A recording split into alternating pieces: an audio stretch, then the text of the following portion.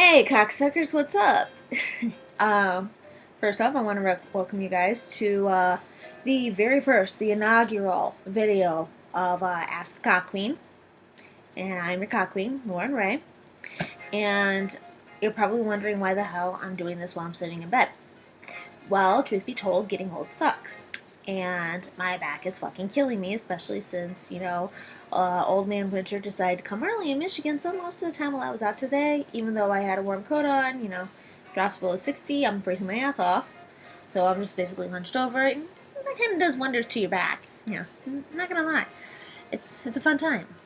I'm gonna just make sure I'm actually recording. Also, just to let you know, I'm gonna try to keep this as, these questions kind of to the point. Just because I already spent time recording this earlier, only to find out it actually wasn't recording. Awesome, right? Hashtag blonde moment. And I will be fidgeting around in this a lot because I'm just a natural fidget. I think it comes with, being bipolar or just being, fidget. Well, whichever you want to do. So. Much better. So before we get into everything, I do want to say congratulations to all the Fappy winners. There's a reason that this is getting posted on Sunday. Didn't want to interfere with Corey's baby, the Fappy Awards. There actually were some Fappy winners that won today, that asked questions, and they will be pointed out. And also, since she just gave a shout out to me earlier, I want to give a shout out to my second in command, Rebecca, for having my back and for contributing so highly, contributing to the group as well as she has, not just from an artistic standpoint, but also from a female perspective, considering we don't really have very many females. So, we kind of gotta stay hashtag cock strong, ladies. I will be getting to that towards the end of this video. But, again, special shout out to Rebecca, to my girl. Freaking Texans. Yes. However you want to put it. Alright, so also I want to thank everybody for actually adhering to the rules when they send in the questions. There was nothing overly harassing, nothing that was completely off topic. We're gonna get right into it, and just to let you know, I'm going by first names. I'm not going to pronounce last names because I don't want to butcher any last names. So, getting into it. Javier sends in, hey Javier, in your opinion, which is the worst pay-per-view of all time, and your least favorite wrestler. So, fun fact, I actually went over a decade without watching wrestling at all. I mean, I knew the big things, when Guerrero passed, when He Who Shall Not Be Named, that whole thing, when WCW got bought up, Edge and Lita. Like I said, I knew about the really big things, but on the whole, went years without watching. Don't really remember too many childhood pay-per-views from my childhood, so I go by what I remember in terms of whether or not it was a good pay-per-view. I, for the life of me, cannot remember from July 2012, whichever pay-per-view that was. Battleground, I believe. Or Payback. No, not Battleground. Payback. Not entirely sure which one. That's how bad it was. That's how bad my memory is, actually. I apologize for not being able to give a real adequate answer. I do remember that my friends and I basically were like, what the fuck did we just waste our money on? We need entirely more alcohol for this. And on the ride home from the pay-per-view, my friend Leo and I spent more time talking about Ring of Honor and Shimmer and how we need to get into those instead of the pay-per-view itself. As for least favorite wrestler, God, I'm gonna get so much fucking hate for this. Since everybody loves him, and everybody's so glad he's back. And he's going to be the one to end Rusev's streak. Everybody loves Feed Me More. I don't give a flying fuck about Ryback. Sorry, I never will. He's never done it for me. Watching him basically get buried with Curtis Axel made my day. He could win every fucking belt and be in Trips' back pocket until he retires. I give no fucks. Ryback means shit. Sorry. It's like he's not much better than Goldberg. There's a reason that the Goldberg chants are so fucking funny. He's just basically, he just buries people. He squashes. That's all he ever did. If they do more with his character, great. I'm still not gonna give a fuck. So, that's my answer. hopefully it'll suffice. Next question. Oof. Dean, hi Dean, not Ambrose, asks, who does Her Highness think has the most potential in developmental to become a main event player on the main roster? So we're not going to mention the indie talent that just basically got swept up. You know, we have indie royalty in NXT now. They go without saying just because I equate them to Johnny Depp. Johnny Depp is virtually everyone's favorite actor, so you don't, in favorite actor list, you don't even need to mention him. He's like default, therefore, why bother? That said, the two I'm looking at are Neville, mainly because he's proven himself to be, he's a good champ. They're making exceptions for smaller guys now. He's got a lot of really good high-flying moves. There are quite a few things about him that remind me of Owen Hart. I mean, Brett was very technical. Owen was very much aerial, and Neville goes above and beyond that. There's a reason that they call him the man that gravity forgot. And also Baron Corbin. Pro wrestling history dictates that anybody who used to play professional football usually ends up becoming a main event star. Or main event player, as you put it. So, yeah, Baron Corbin, even if he stays a two-move guy, he's going to have that impact. They're going to make him a main event person, whether we like it or not. And one other person, but he's already in the limelight. He's already in the main roster. We're going to get to that. Ooh, sorry. Actually, towards the end of the video. Okay. Christopher asks, hi, Chris. What songs should be entrance music, and for what wrestlers? And this is really going in my forte because it has to do with music, and I can't open my iTunes right now, so there are so many songs and so many wrestlers. So that said, to try to keep it down, to keep it short and sweet, she's never going to come to WWE, at least not according to Jason Cook. Hypothetically, if Jessica Havoc were to come to WWE, perfect song for her. And naturally, they would have to cut it down for time constraints, possibly for language. I Smell a Massacre by Butcher Babies. Because the way it opens, and all the songs I mentioned, by the way, you need to go listen to if you haven't yet. The way it opens, one of the girls, Heidi Shepard, just opens with this very raw, deep, guttural scream that seems to go on for like a minute or two. And I can see Jessica coming out and just basically screaming along with it. I'm also slightly biased because I love Butcher Babies, mainly because, females heading a heavy metal band, and one of the singers, Carla Harvey, is actually from Detroit, so hey, Michigan pride. Paige, one of my future ex-wife, I wish. I love, in this moment, I love Maria Brink. I would love to see, I remember posting back in KoK, when I first joined, how I could see Paige coming out to Comanche, which was on their last album, which was on In This Moment's last album. They recently just dropped a new album. I have no idea why I'm itchy all of a sudden. It's called Black Widow. It just dropped on Tuesday, by the way. It's Century Media. Same people who have Fozzy. And just recently, they've already got 2 singles out. And I just recently heard the Sex Metal Barbie. I can totally see Paige coming after that. Go give a listen and just tell me that just doesn't have Paige written all over it. I mean, if someone were to come out to like OTEP, that'd be awesome, but I don't know who would be good enough for OTEP. On the male side, Rollins mentioned in an interview back in June, I believe, May or June, that he, Ambrose, and Reigns used to listen to Parkway Drive. I believe I got the band. I believe that's the name of the band. Wild Eyes. To get pumped. And I actually took a listen to that song. That really wouldn't be a bad song for him.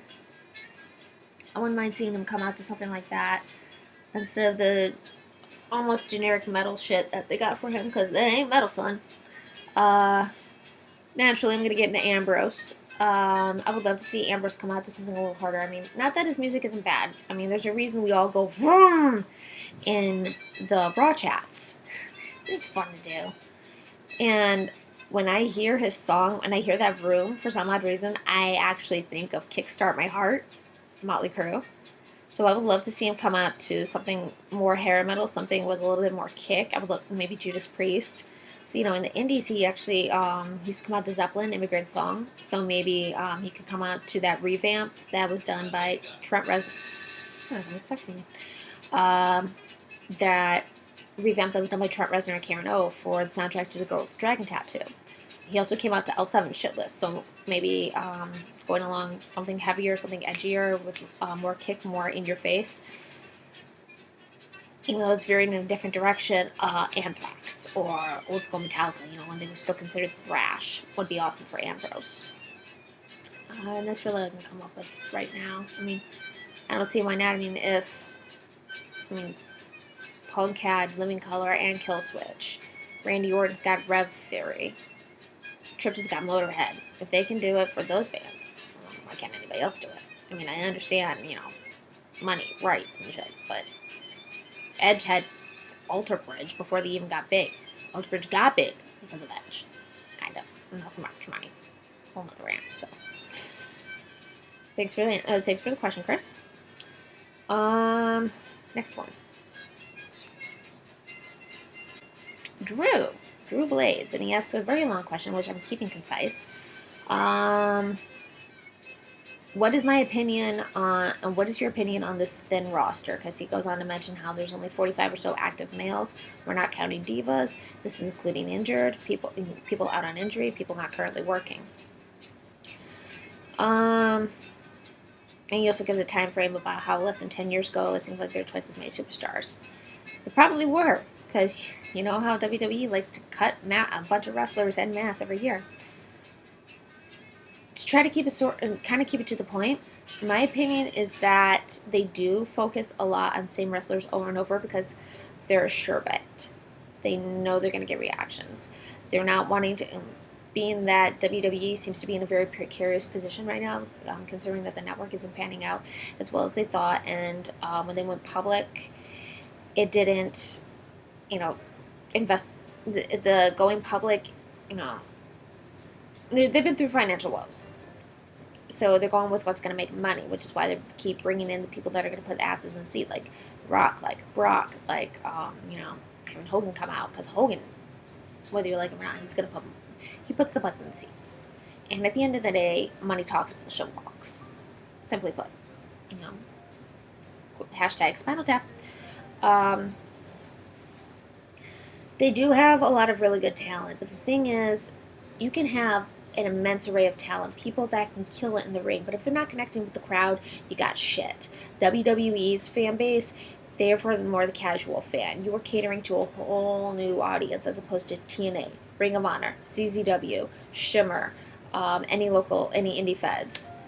You got to be able to keep the people's attention for more than 5 seconds. I mean, all you have to do is take one look at the Divas division. And I hate to say it, but it's true. We've been conditioned to think that Diva matches are shit breaks. At least regular Diva matches. Obviously, Paige and AJ can get a different reaction and can actually keep people there. Wholly different. What they need to, this is my suggestion, and you know what, I don't know if he's actually going to see this, but if Road Dogg happens to see this, feel free to chime in, feel free to email me, correct me, educate me, please. I would love to know more. Like, honestly, I'm not being a smartass here. I would love to know the inner workings. So that's just the kind of person I am. I feel that for all those great talent that they have that they're not really utilizing, they need to repackage them and do the same thing with them that they're doing with Justin Gabriel and Tyson Kidd. Tyson Kidd is the perfect example of how a repackage and a second chance can work wonders. Since giving him a whole new character and putting him in NXT and having him work his way back up again, the reaction has been fucking phenomenal. They need to do that with a lot more of their talent because you can't keep going through the same amount of wrestlers over and over and over and over, even though you know their money, because you're gonna wear them out, and then you're really gonna be fucked. So, and again, thank you, Drew. Ladarius. Hey, Ladarius. By the way, quit starting CM Punk threads, please, because it's a headache. Return is not imminent. The motherfucker ain't coming back anytime soon. Darius's question has to do with Scott Hall, and to keep it concise, because it's a big question, he asks, if I feel that Scott Hall deserved to be World Heavyweight Champion or WWF Champion as either Scott Hall or Razor Ramon. Uh, you know, should he have been a champion or not? Kind of asking my overall opinion of his career. Also, hearkening, he believes that to his struggles. He believes that his struggles with alcoholism was just an excuse for people to kind of knock on Scott Hall. One, people are going to knock on Scott Hall for alcoholism, or those who do, are just assholes and are looking for a reason to troll, and they have no respect for them because alcoholism and drug addiction kind of hit home. I come from a family in which addiction is very prevalent. I've looked out. I haven't found my vice, and I don't intend on it. Kind of substitute with wrestling. And God, my hair looks like shit. By the way, you can see me all nice and grody and greasy because I didn't wash my hair today, and this is what I look like when I'm all scrubbed out.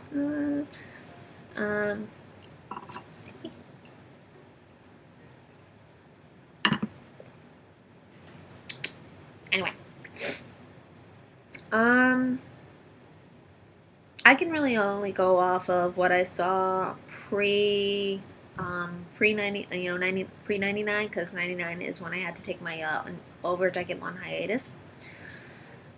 I would have loved to have seen him as World Heavyweight or WWF champ. I mean, Intercontinental was good. His ladder match with Shawn Michaels, those ladder matches were absolutely insane. And they really set the bar for ladder matches, until Hardy's and Edge and Christian and all them. I don't believe that his struggles with alcoholism were an excuse. I believe they were a valid reason because we're not going to go into Jeff Hardy and his drug addiction.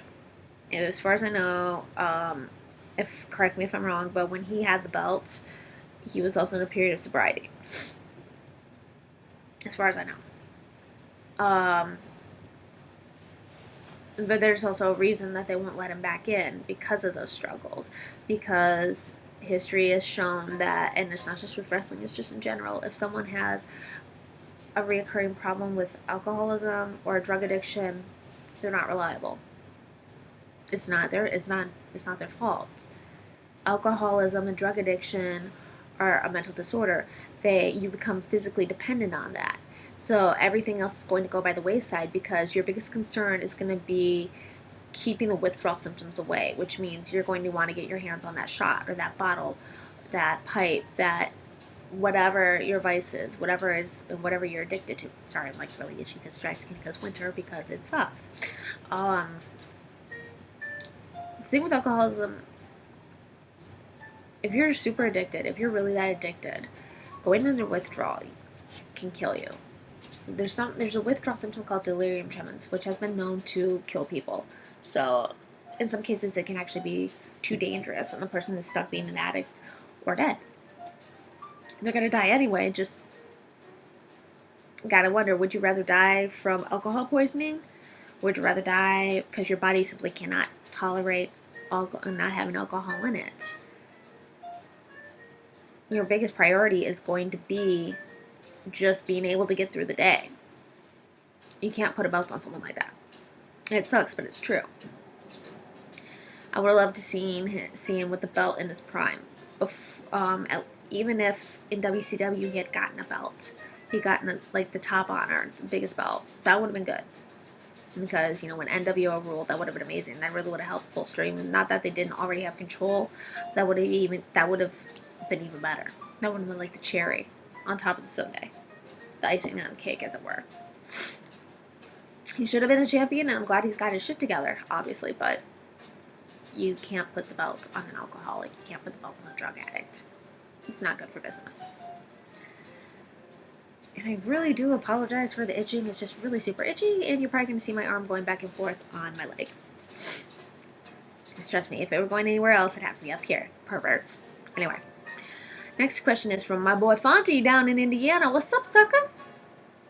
And he had to ask me about the fucking screw job. Are you fucking Fonty, really? I love you, but really? Okay, so he wants to know my opinion on the screw job. And his background on this question is, do I believe it's a work? Because Brett keeps, that he thinks that maybe Brett was in on it. He keeps adding because Brett keeps adding new information. And the latest story is that Earl Hebner was cornered by McMahon and crew, and told what to do. He was mic'd up to make sure he did nothing to tip Brett off. And if he had, he would have been fired. He doesn't believe that. He believes Earl told Brett that, and he would have, and it was the ramblings of a man just trying to cover his ass. Do I think it's legit, or is it the greatest work in history, and they're going to continue that way forever? And they're going to continue it forever that way. Now, first off, the greatest work in history is CM Punk walking out. Ah, troll, troll, troll. Let the hate and the shit fly now. We're not going to get into that. I do believe it's a work just because Brett is very proud of being a Canadian. There's no way in hell he wouldn't have wanted to drop that belt in front of his fellow countrymen. Vince was in a very precarious position at the time because at that time WCW was whooping WWF in terms of ratings. WWF had a lot less money than they thought. Vince would want to keep as much control over the situation as he possibly could, which involves keeping that belt in WWE because he was still deathly afraid of a situation like Medusa again, which Brett wouldn't have done that. I don't understand why Vince didn't trust him. He wouldn't have done that. Shawn was just an asshole at the time, simply put. He was a control freak. He was not control freak, but he was an asshole. He was arrogant. Believed he was the best. Everybody had to do what he said. He was spoiled. Blah blah blah.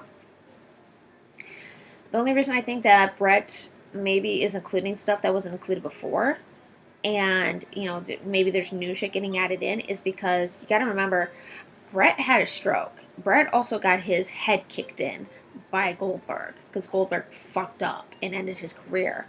Stroke can fuck your memory up and can cause you to forget shit and then remember. And then conversely, if you've forgotten shit before stroke, it can cause shit to come out. But most likely than not, it's going to be you forget and then it comes back. So, and honestly, if I were in Hebner's shoes and I was being threatened with my job and I had a family to support, yeah, I'd cover my ass too. So no, I don't believe it was a work. Check that. 22 minutes, not bad. Michael asks, hi Michael. He asks if I was wanting to know your thoughts on the direction NXT is taking. Zayn certainly has some traction going into Revolution. If he wins, do you think we'll see Neville move up to the main roster, or will they garner some more out of this long-lasting feud? Neville's primed for the main roster. Given the stipulation they gave Zayn, Zayn's going to get the belt. I see Adrian making his actual... Well, I'm not going to say it's an official main roster debut, just because they've brought... not Zayn, Neville. They brought Neville, Zayn, Tyler Breeze, and even though Tyson Kidd is already main roster, he's pulling double duty, they brought them all out in September. I see them first doing with Neville what they did with Rusev, what they did with Bo Dallas, bringing them into the Royal Rumble to kind of test their chops. And then they'll start doing the promos, and then they'll bring him out, and most likely they're probably going to debut him in around Mania, if not right after. Kind of like what they did with Adam Rose. Or they'll just pop him on us like they did Paige. Zayn's going to keep the belt, obviously, and I can see Zayn and Neville feuding over the belt just because they got to test Zayn's chops as a champion, and also they got to keep Neville in the spotlight until they move him to the main roster. So it's going to be a little funky period, but they can get more out of it, but it's mainly just going to be able to test Zayn and keep all eyes on Neville. So, thanks, Mike. Recent Fappy winner for most controversial cock, Sean Sisk, and a fellow Michigander at that. He asks, how have you defended your fandom of wrestling to your female friends, and what have they said about your love for the sport? Whew.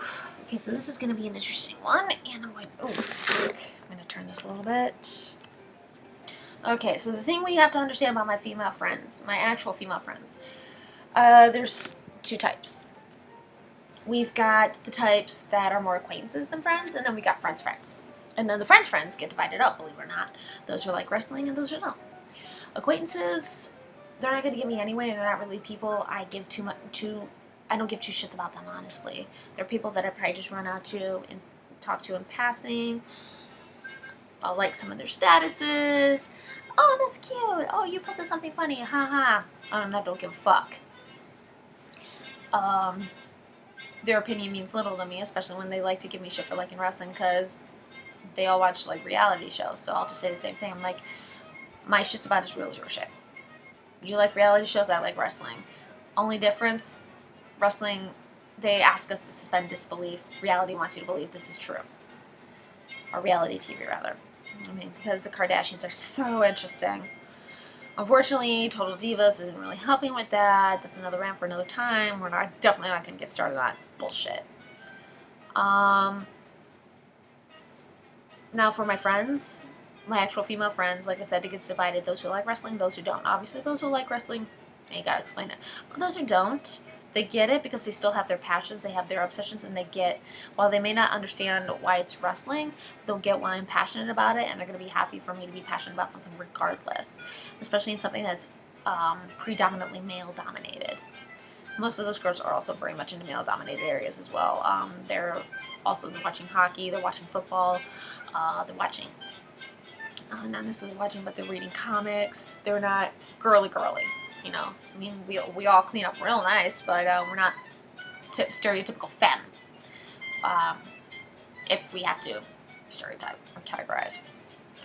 So, oh, and just to let all you cocksuckers know, Tuesdays, 9 p.m., Sean has his own radio show online. It's called Shooting the Ropes with Cue Ball. And there's usually 2 ways you can listen in. Sean usually posts a link to the Ustream that he does for that. And also, if you were to go to amped-tv.com, which is ampd-tv.com, you'll have to download a plugin, but you can also listen to the show there. You can call in.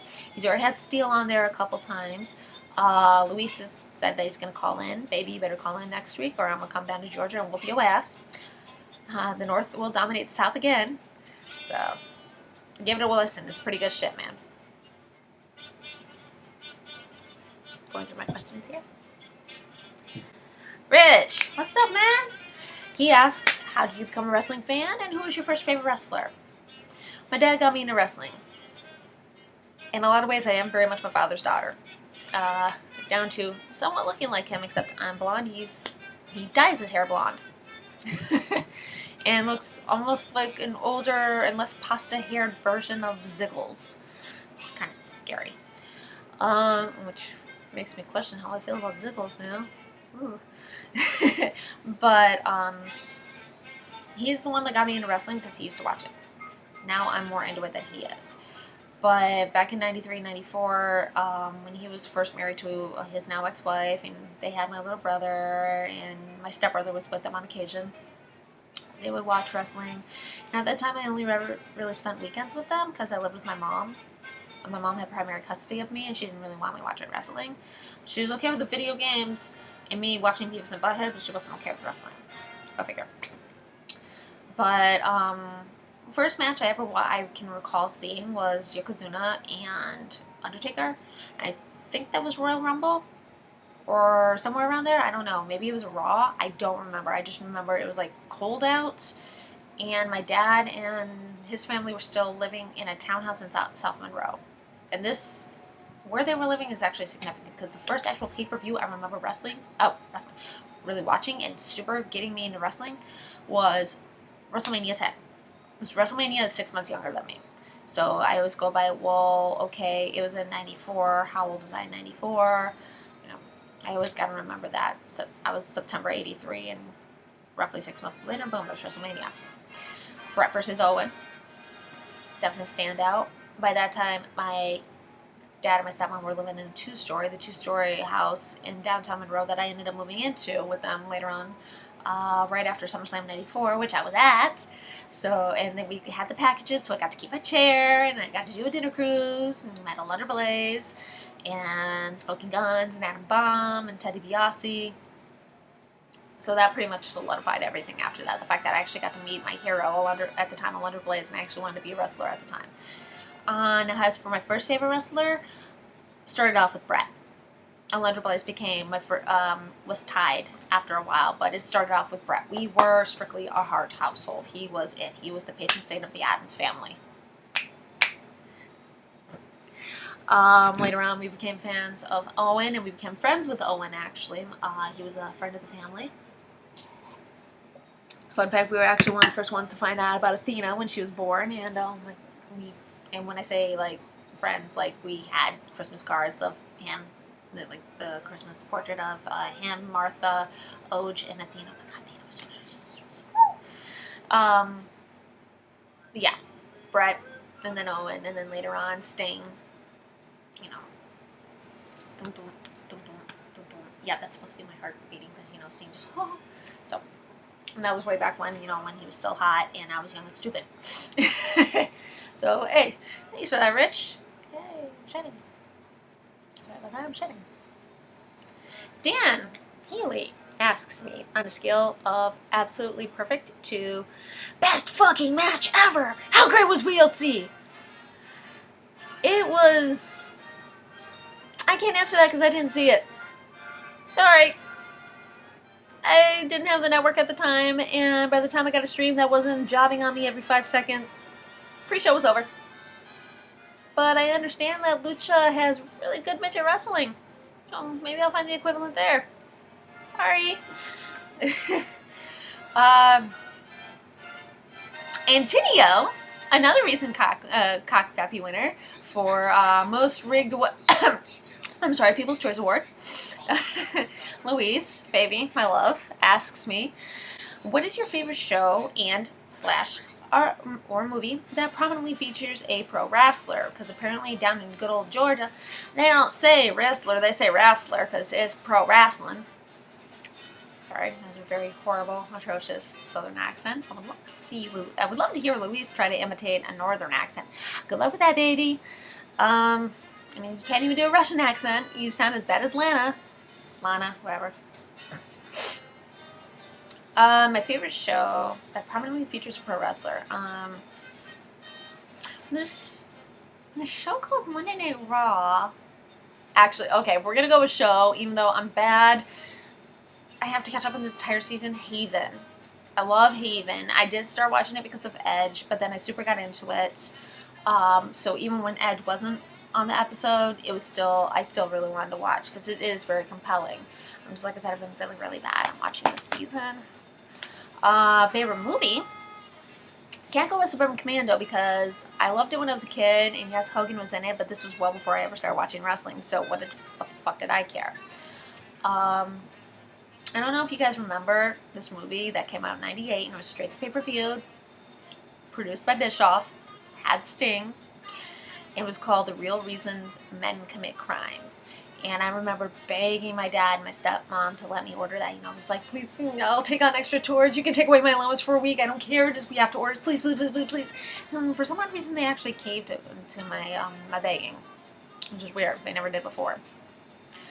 And we recorded it. I used to watch that movie over and over and over because at that time I was in my Gothy Bopper phase, and this is when Sting was doing the crow makeup. So I'm just like, be still my beating heart. Oh my God, it's my Eric Draven look-alike. Of course, in retrospect, that movie was utter shite, but I'd probably still watch it over and over and over and over again because, I'm an ass. I was an idiot kid, and I still think Sting was really fucking hot back then. Now I'd just be like, oh dear God, I need more alcohol for this, and after a couple beers, I'll be like, woo, and it'll be awesome. So, thank you, baby, for that question. I appreciate it, and I love you, and I will kick your ass later for asking me such a cheesy question that you knew what the answer was going to be, and because you probably just purposely did wrestler to get me to do a southern accent so you can laugh at me, asshole. Love you. Last question from yet another KoK Fappy winner, Crandall, who won for Cockiest KoK, which was Poppycock. Hey, so what I did there. I'm shot. He has 2 questions. 1, in 10 years, who will be the biggest star on the roster? And 2, what makes KoK the greatest place on earth? We're going to get to the actual wrestling question first. 10 years, who's going to be the biggest star? Oh, God, let me think. Some Samoan dude that they're pushing because, he's from the Anoa'i family, or Anoa'i, however the fuck you pronounce it. Either way, if you're Samoan and you're in WWE, you're going to be main roster. Not just main roster, but you're going to be a big star no matter what. I mean, it sucks that Roman's already in the comparisons to Cena. We have Super Cena, and now we got Samoan Super Cena, and y'all can suck my dick because he's got more of an edge than Cena.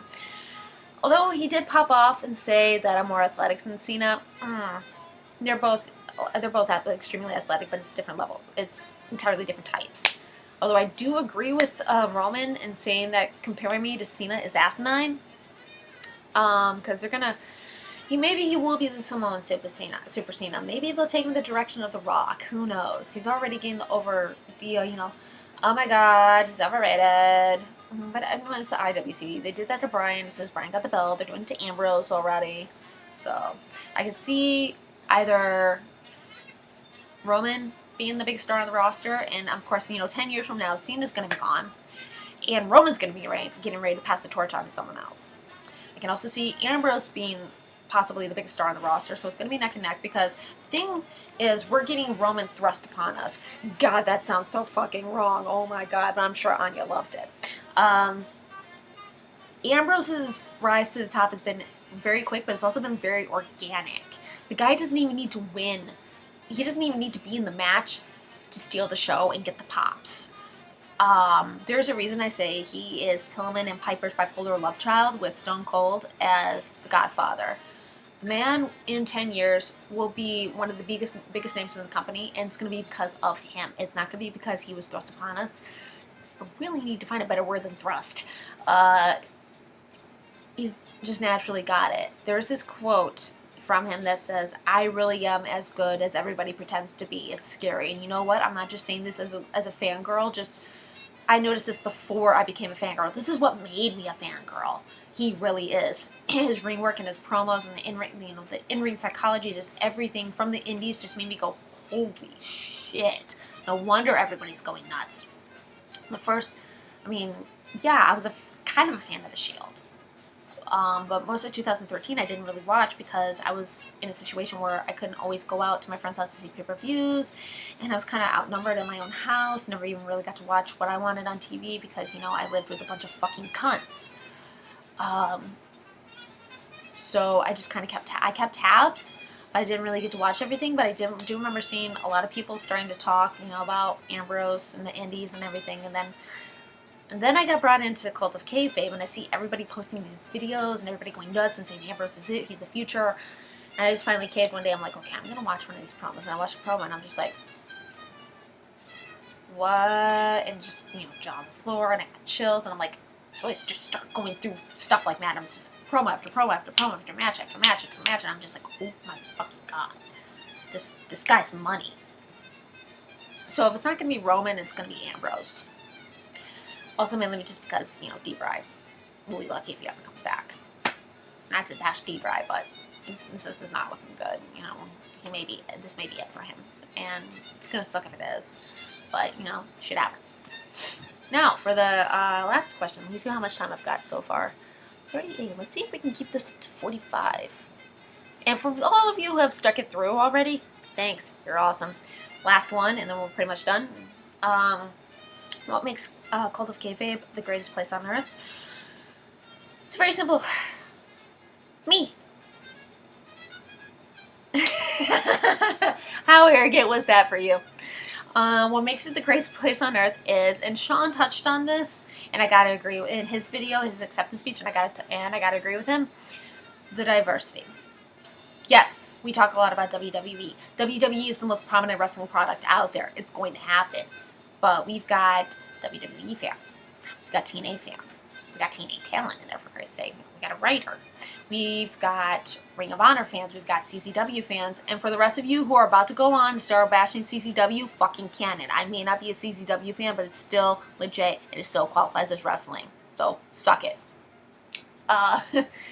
Indie feds everywhere. We got Osby, who, he named his move the band hammer, for Christ's sake. His finishing move's the band hammer.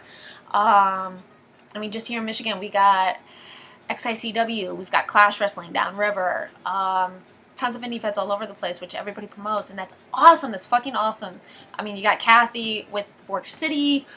It's great to see that, it's great to see exposure to a whole world beyond what Vince McMahon has given us. Not just the diversity of the group, but the fact that it's great to. It's not an equal measure, Obviously, there's more men than women, but it is also good to see a very small, even though it's very small, a very strong female representation. And yes, I'm going to go into that because, well, female, female admin, KoK Queen. Obviously, I'm going to touch on this. Obviously, the women in there, you got to be a rare breed to be able to survive. And you gotta be somewhat thick-skinned. You just gotta and also just on the internet in general, you gotta be thick-skinned. It sucks. It's more of a condition of a symptom of society, something wrong being wrong with society, than it is just cult of kayfabe. In every group, you're gonna have your assholes. In every group, you're gonna have the people who are gonna troll. In every group, you're gonna have the people who are misogynistic towards women or who are man haters for no fucking reason. We do try to avoid that. KoK is supposed to be a refuge where you can go and you can discuss what you love about the sport. You can discuss anything on your mind about that has to do with wrestling. And we want to provide a safe environment, as safe an environment as humanly possible. Women are a little bit more susceptible just because, there's still this conditional thinking in society from a patriarchal society that women are second best, our opinions don't matter, we're subservient, we need to be objectified. WWE doesn't really do much to help with that, with the way they kind of portray their women's division. And to an effect, Jason, TNA's not much better. You may feature women wrestling more, and women may wrestle more, and the in-ring moves may be taken more seriously, but look at the way they dress too. So, not entirely off the hook. All that said, it's an awesome place because we're all fucking awesome, and it's a good place to have a good debate. And I think the admin team is well represented. A lot of us are here in the States, but we got our Froggy, we got our Limey. I love you boys. Limeys, I should say. Ian and James. I'm proud to be of it. I'm proud to be a member of KoK. We can get lewd, we can get crude, but at the end of the day, we must be doing something right if we've got actual wrestling talent in there who promote the fuck out of us and who are proud to be with us. We've got Road Dogg, we've got Axel Rotten, we have Brodus Clay, we had, still technically have Sunny. She may not post anymore, but she's still part of the group. How many other groups can boast that they've got current and former WWE and TNA talent in there? How many other groups can boast our numbers? How many other groups can boast the return rate? And by return rate, I mean when we fucking ban someone and they're begging to come back in because they know they done fucked up. And we must be doing something right if the people who do get banned continually try to talk shit and bring us down. It's a stupid saying, but there is a truth there behind haters make you famous. The more you talk, the more people are going to want to check you out. And it's not that, and people are stupid. A person is smart. It's people that are dumb. At the same time, if people are running their mouth about how bad a group is, people may say, oh, well, I'm going to avoid that group. No, they're going to go, but behind your back, they're going to go and check it out and find out what's going on for themselves. People are naturally investigating by nature. They don't always take it verbatim, which I love. I will never be ashamed of the fact that I'm cult of kayfabe. I will never be ashamed of the fact that we get, like I said, we can get a little pervy. We try to avoid overt perviness. So how much time I got left? Okay, well, try to wrap it up around 45, a few minutes. We try to avoid anything that can get us in trouble, that can cause a lot of shit and make anybody uncomfortable. Obviously, we try to avoid anything that's overly creeper, like that alludes to pedophilia. People talking about drugs and people who are bashing other people's looks, or bashing other people's backgrounds, or bashing people's races, sexuality, all of that. We try to be very zero tolerant of that. There's a zero tolerance policy.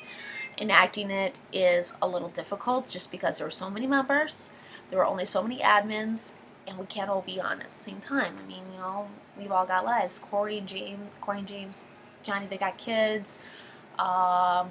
Ian's in an entirely different time zone. I've got my life. Luis has his life. I mean, if you ever feel, we do encourage, another thing that I think makes Cult of K-Babe so great is that we do encourage feedback. If you're being harassed by another member, you let us know. We'll ban them. If, Alex abuses this way too much. If people are being assholes in the group, report them, tag us, let us know. We'll take care of it. I've removed so many misogynistic assholes from the group since becoming an admin. It's not even funny. That's one thing I love about being the first and only female admin. Putting admin next to me, it made everybody view me in a whole different light, and I think that's done wonders in how the women get treated, because everybody, all of a sudden, all the guys know, oh fuck, there actually is a head bitch in charge. Shit.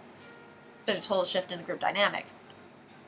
So, KoK is great because we're just fucking awesome, and we do everything to try to make everybody, this has been a very long-winded answer, we try to make everybody feel as comfortable as we can, and if we can't, we apologize. We do everything we can, and if it's that big a problem, leave. It's very easy to leave, and we are sorry to see you go. We're sorry we couldn't do more for you. Best of luck in your future endeavors. And that pretty much wraps it up. If you actually made it to the end, I should probably bake you cookies, not special cookies. That's JR and Gary's specialty. No, thank you for watching, and the next installment is probably going to be in 2 weeks. Since given the time this is going to be posted. Hopefully, don't forget, Smack Your Cock Raw. It's coming out in a little bit. Hopefully everybody enjoys Survivor Series tonight. I don't really think Authority's going to lose. I feel like something's going to happen. I'm not going to really give my thoughts on that. We're not going to get into that because that's going to make the video go longer than it has to. Thank you for everybody who submitted questions, and I will see you in the group. Stay cock strong.